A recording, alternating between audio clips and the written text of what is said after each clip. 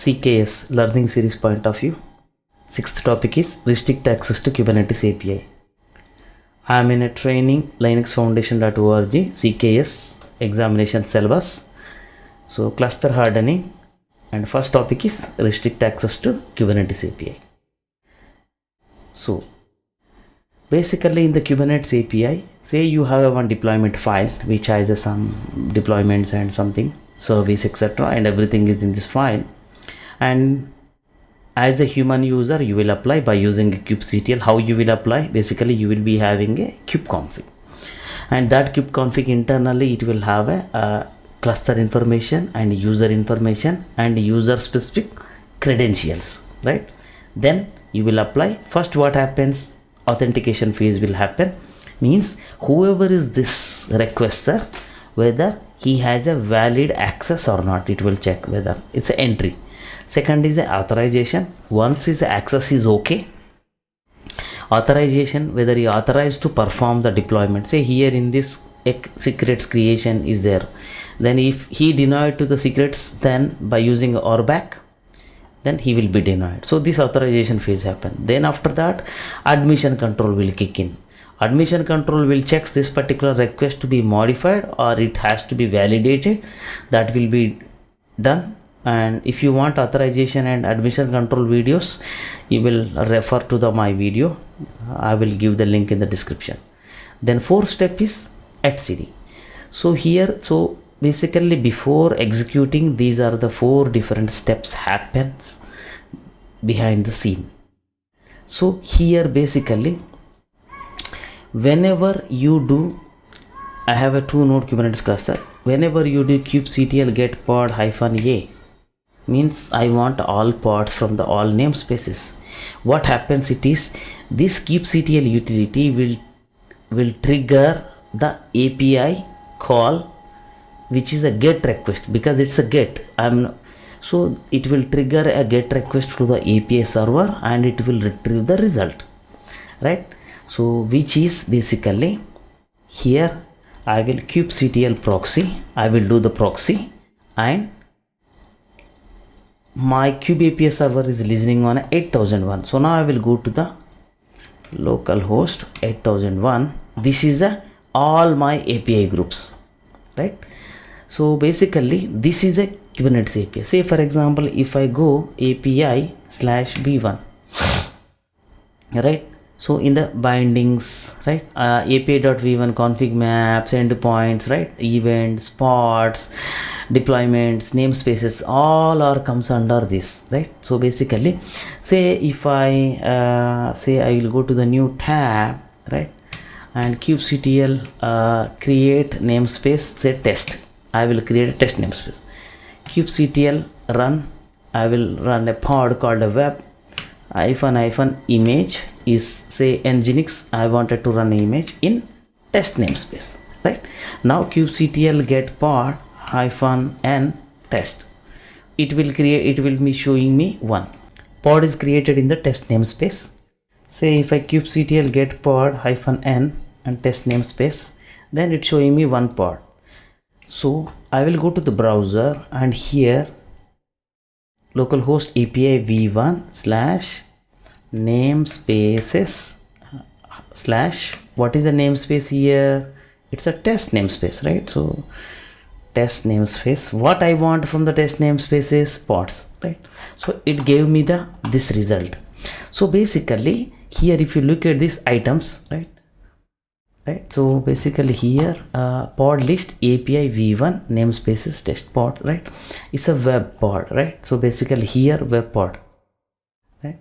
So basically what happens is whenever I hit this kubectl get pod -n namespace test, so internally kubectl will authenticates against the API server and makes this kind of get request. So where it will find the kube API server, kubectl config view, right? This is my kubectl config view. Where is my kube API server? This is my kube API server URL, and against this URL it will basically queries this URL and whatever the JSON result, and it will show me in a user friendly format. That means API server which gives a lot of information. So here how I am accessing here is kubectl proxy. So instead of accessing direct kube API server, I am proxying. This is one of the feature of the kubectl. So means redirecting my actual proxy to 8001 port and then accessing, which is basically local host point of view, right now. So in order to secure, so basically this is the API, right, which I show you, right. This is my kube API server, which is where my master node is hosted. So basically, in order to protect this particular API server, right, how you restrict the access? You basically every call, basically it will be traversing through the API server. You do whatever.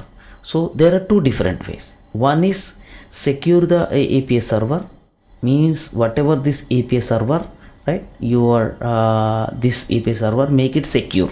That means HTTPS. Of course, secure means HTTPS, which is TLS encryption and all. Then second is a anonymous request to API. So basically avoid anonymous request and secure.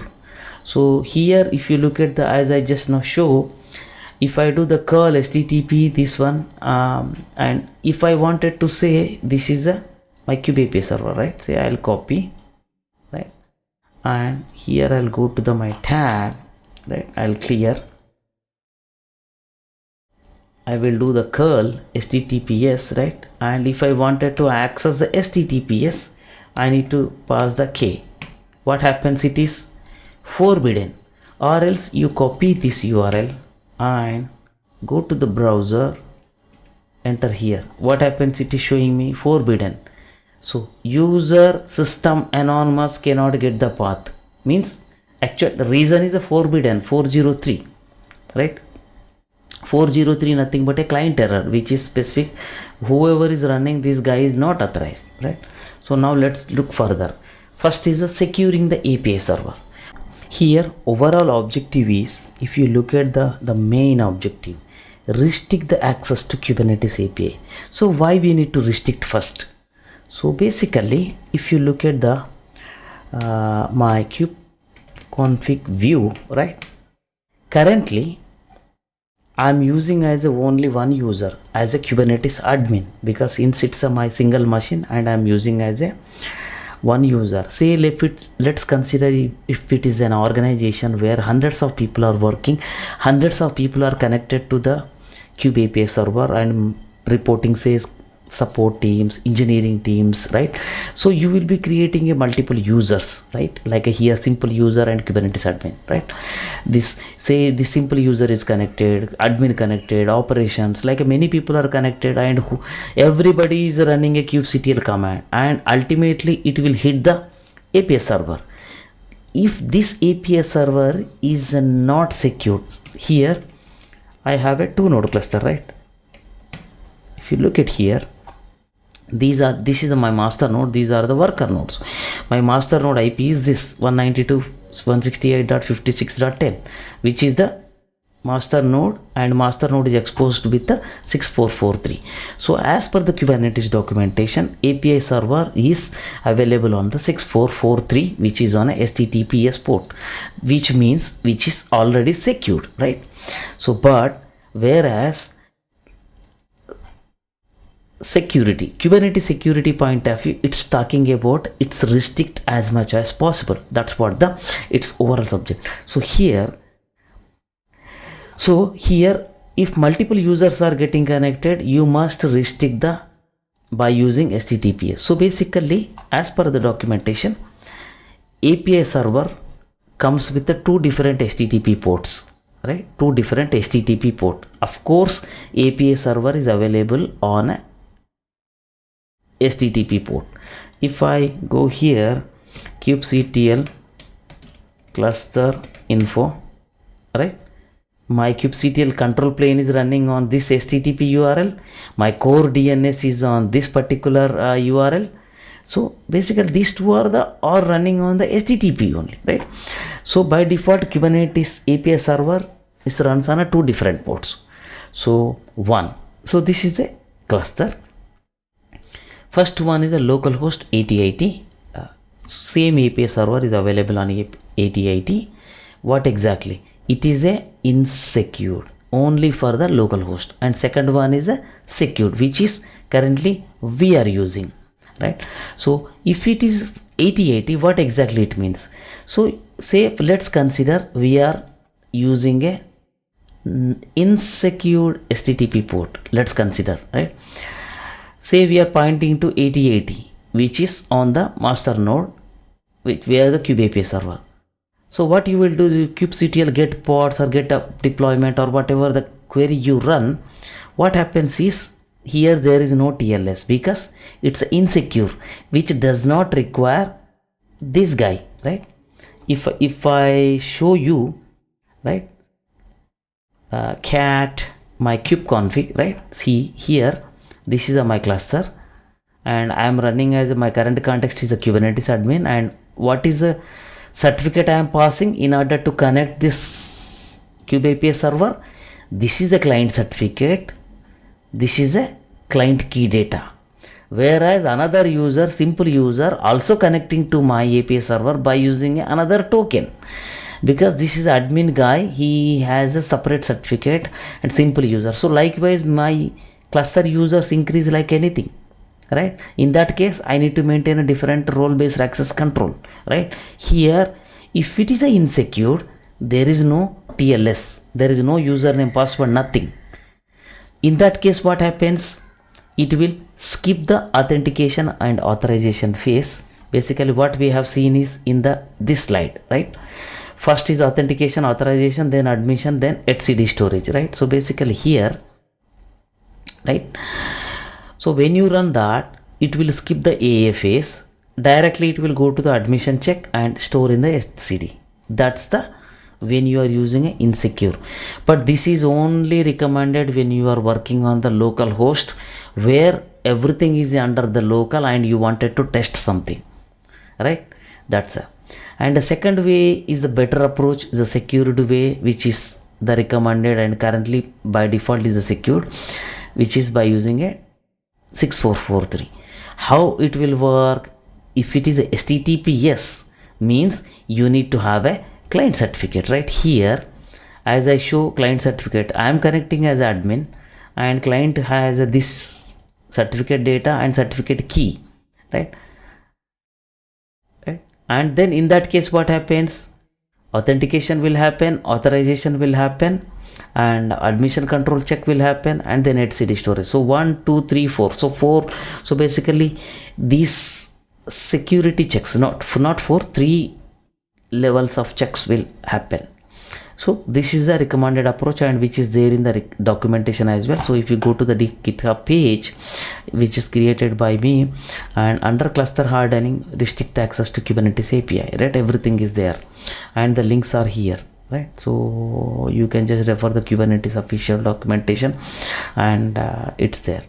And here, so basically say I wanted to use a insecure and I wanted to use with a different port. I don't like a 8080 port. Yes, you can change. How you will change? By using -- insecure bind address, where you will add this insecure bind address in the kube API server level, right? That I will show. Second is I wanted to use as a secure, but I don't want this 6443 port. I want to change the different port, say 6553, which is my organization requires 6553. Then yeah, you can change by using a secure port -- where it's in the kube API server level. I'll show you. And if you wanted to change the TLS certificate, you want to set it TLS certificate file. And if you wanted to place the key, you have to use this one. So where you will use, I will show you. Right here, say kubectl get pod -n kube system namespace, right? So this is my kube API server. Say kubectl describe pod and my kube API server, right? And -n. So this cluster is provisioned by using a kubeadm. Here if you look at here at this kube API server level, here what is the key? Secure port. What is this? 6443 configured. If you want a different port, you can change here. Then other one is a TLS certificate file, right? TLS certificate key file here. TLS certificate key file. And insecure is whenever you wanted to do that insecure, you can do that. So how you will do? Which is basically this is a kube API server, right? So here let me show you, right? So I want first we need to SSH into the master node first. So I already SSH into the cd. I cannot SSH from anywhere. Where I will SSH now. Now I am in a master node, right? cd etc. So basically kube API server manifests are located here. etc Kubernetes, right? Now long list under the manifest, cd manifest, right? Now long list, right? So here kube API server cat. So we need a sudo permission, right? So in order to sudo cat kube API server.yaml. So right, kube API server.yaml, right? So this is the file. So you have to edit and apply here. Where is my TLS client certificate files are located? That means this kube config, whatever these two files is located in this location. If you want to use the custom TLS certificate file, yes, you go there and update and map it here, right? So in that way you can override this kube API server specific values, right? I hope you got the idea. Now next is a disable the anonymous request. So if you look at the documentation, right here, anonymous request. So right here, anonymous request. So basically API server level, which is whatever I am showing currently, this API server level, if you enable anonymous authentication equal to true, that means I wanted to allow anonymous. First of all, why anonymous? If you look at my previous slide, if you wanted to connect any user to the system, either as per the kube configuration rules, a user must have a client certificate or client key or token, or any token means this guy is provisioned by using RBAC, role based access control. But there are various other authentication mechanisms. So if you look at the link, there are authorization mechanisms are there. So here if I type authorization, right? So right, authorization, authenticating, right? So you can authenticate the Kubernetes cluster by using a various ways: X509, static token file, bootstrap token, right? Service account token. So in the and OpenID connect token, right?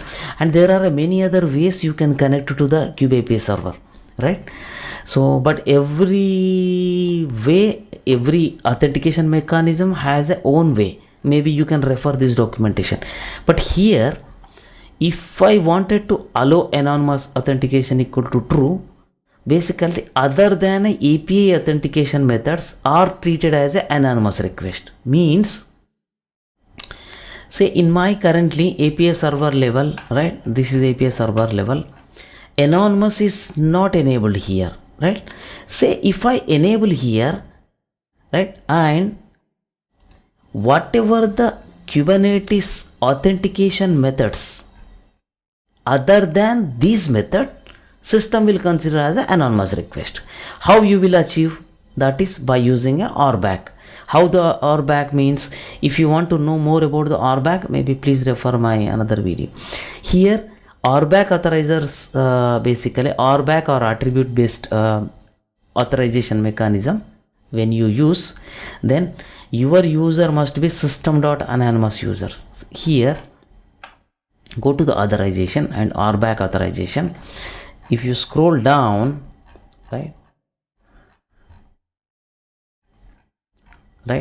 if you wanted to allow the user as a group, right, say authenticated group, then you have to specify the subject as a this when you are creating a role, right. Say if I wanted to allow anonymous, then I will create a one cluster role with this name, and API group is this guy, authorization.ki. this group, and resources are self subject access reviews, and cluster role binding I will create with the whatever the name, and with the map the cluster role, and user is a system.anonymous. So here if you look at this, right, user is the subject is like a sometimes user, maybe group, or maybe service account. Here user must be system.anonymous, and then apply this, then use the RBAC method, then you will be able to achieve the anonymous. So that is a bit advanced, but whereas nowadays we are using a EKS and all are the managed services, and we are in a secured environment, but this is the basic idea of how you leverage the anonymous access, right. I hope this will give us some insight on the about the Kubernetes securing API, right. And say currently now I am a admin, right, in this cluster, right. Say, right, I will exit from the master node, right. Now, right, kubectl authentication can I list. So basically what it does is, whenever can I authenticate, so who am I currently, basically say kubectx, I am connected as this guy, right. So basically this is the current context. As an admin I connected to the cluster, and I have access to all the resources in this particular access reviews authorization group. So basically internally Kubernetes basically maintain this is the access reviews groups, where whoever is connected, that guy is access to all these API groups, which is initially I show these are the API groups, right. So basically, right, pod, say deployments, right, so it doesn't have. So basically, so something like here in my previous slide, self subject access reviews. So basically you are adding an anonymous user to this group, which will grant to the access reviews so that he can connect. So the basic idea is anonymous is possible by using these two ways, and you can refer the documentation for the more information for anonymous, right. Here is a link I have provided, so maybe you can just authenticating anonymous request here, right. And there is another topic which is called a kubelet anonymous access. So API server level anonymous access you can achieve by using this, but whereas you need to do the setting at the kubelet level as well. Kubelet level also you need to deal with this. So refer this documentation for more detail, right. So yeah, that's it from this session point of view. Thank you. Let me know your comments, your feedback in the comments. Thank you.